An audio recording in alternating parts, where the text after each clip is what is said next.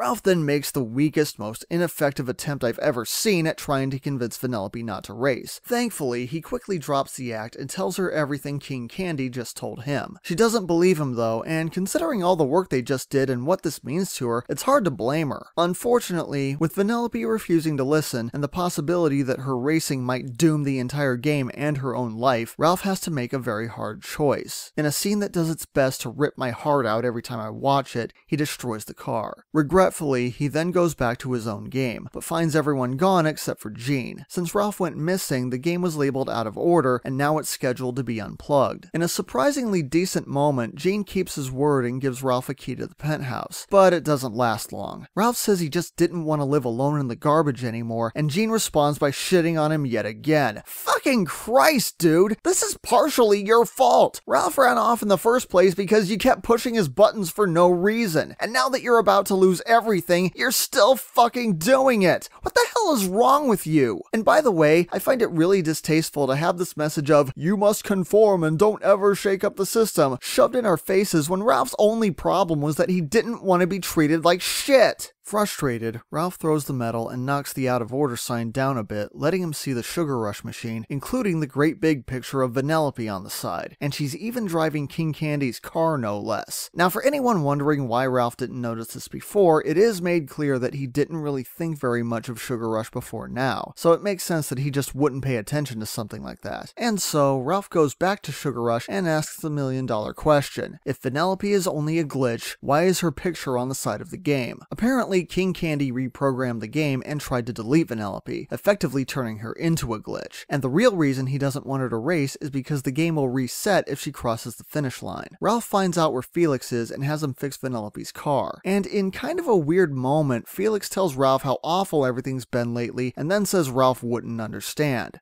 What do you mean he wouldn't understand? You were there yesterday when Jean was being an asshole to him for no reason, and you were actively trying to calm everyone down the whole time. Why does everyone treat Ralph like shit and then act surprised when he says it sucks? So anyway, Ralph, Felix, and Vanellope all break out of Candy Jail and make their way down to the race, which is finally underway. The race is simultaneously exciting and silly thanks to the overall dessert theme, but I would expect nothing less. Partway through though, the track starts getting taken over by a swarm of cybugs, while Calhoun tells everyone to evacuate. Meanwhile, Vanellope catches up to King Candy, who tries to take her out, even going so far as to fight her hand-to-hand. During the fight, she starts glitching on him and reveals his true form. Yes, it turns out that King Candy is actually Turbo.